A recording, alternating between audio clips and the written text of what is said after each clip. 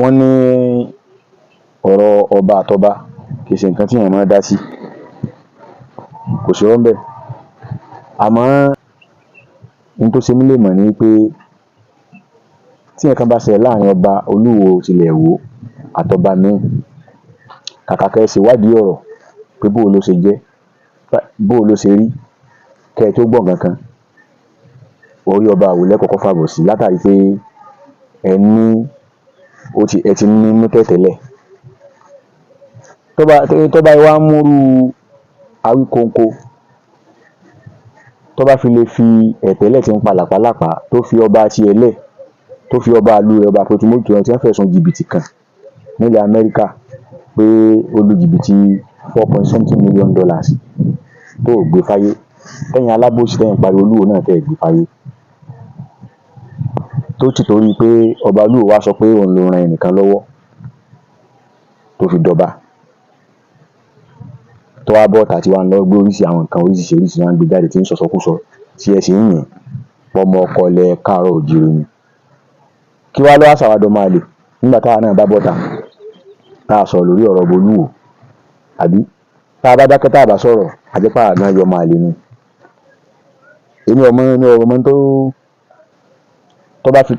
tó bá ilé mú odidi ọmọ Pẹ̀túmọ́dù tí ọba rẹ̀ tí wọ́n fẹ̀sùn jìbìtì kàn tó bá jáde gbangba tí ń tako ọba Olúwo lórí ọ̀rọ̀ pé ọba Olúwo sọ pé àwọn lọ́lọ́run ló ní sábàbí fún ọba ìlú kan láti di ọba.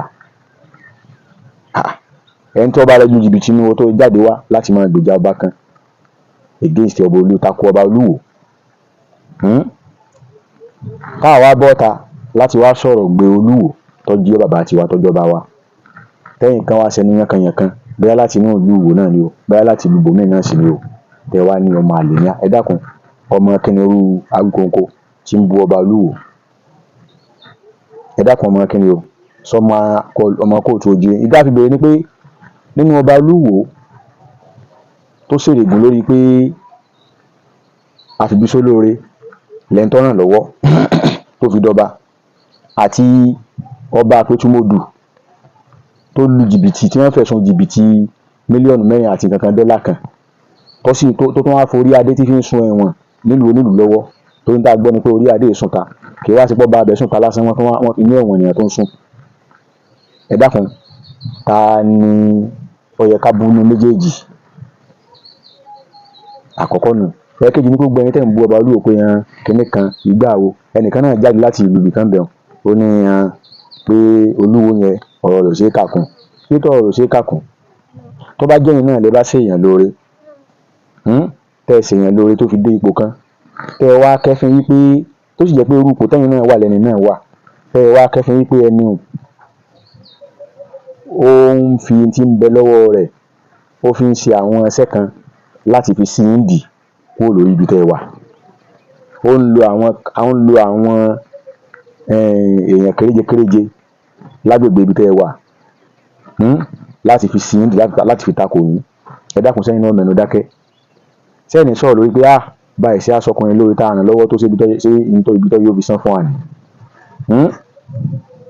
Lu ọmọ Yorùbá, ẹ má jẹ́ aya alábòsí. Alábòsí ò lè lẹ́yìn, alábòsí ò lè lẹ́yìn. Kò sí nǹkan tó bá Olúwo fi sẹ́yìn tó kọjá ọ̀rọ̀ ẹ̀sìn mọ́ tẹnu mọ́.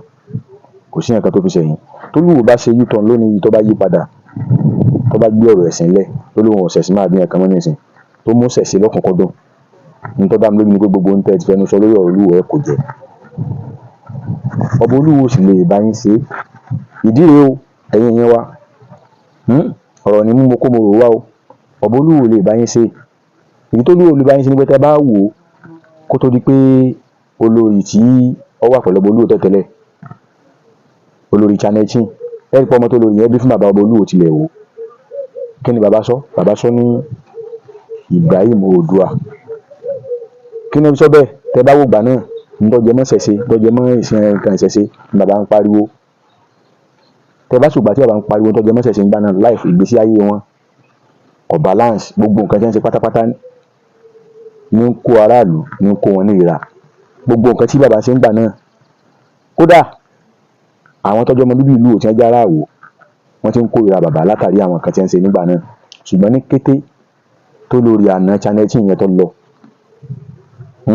tó lọ tó lórí àlùbáríkà olórí Firdaus tó dáṣẹ̀ wọlé sínú ààfin bàbá, mo fọba tó lẹ́nu mi búra, ẹni tó bá jẹ́ alábòsí ni ó sọ pé ọ̀rọ̀ tí mò ń sọ kò rí bẹ́ẹ̀. Ìgbésí ayé bàbá Olúwo tilẹ̀ ó ti yí padà pátápátá, ní sọ̀rọ̀ ẹnu, ní ìṣesí, ní ìjókòó, ní gbogbo nǹkan ní ìgbésí ayé wọn ti yí padà lórí ọ̀rọ̀ ẹ̀sìn. Ẹni tó bá jẹ́ ọmọ Ìwó yóò jẹ́rìí tí mò ń sọ yìí, tó yàtọ̀ sí pé ẹni tí ń ṣàbòsí o. Ojúlówó ọmọ Yorùbá, ẹ kìlọ̀ fún Awíkonko tó bá ipá rẹ̀ ní dà láàmú, ẹni ó gba iléeṣẹ́ Àṣàfihàn Tradomedical Herbal Center kó gbàbẹ̀ lọ nílùú Ìṣẹ́yìn kó lọ tọ́jú ara rẹ̀ ńbẹ̀. Ẹni ó lọ tọ́jú ara rẹ̀ ńbẹ̀, gbogbo àìsàn yẹn ń tọ́jú ńbẹ̀. Tó bá ipá rẹ̀ ní dà láàmú tó fi mú ọ̀rọ̀ Olúwo lọ́kùnkúndùn, ẹni ó gbàbẹ̀ lọ kó lọ tọ́jú ara rẹ̀. Fóònù nọ́mbà wọn níbẹ̀, ẹ̀yin náà lè bùkátà sí o, ẹ kó lọ tọ́jú ara rẹ̀ ńbẹ̀.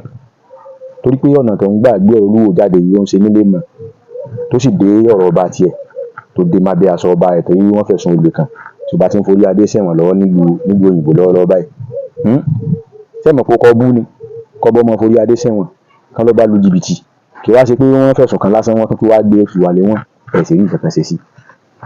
Ẹ̀yin ọmọ Yorùbá, bọ́rọ̀ ṣe jẹ́nu o, mi ò ní nǹkan tí ń sọ jù báyìí lọ.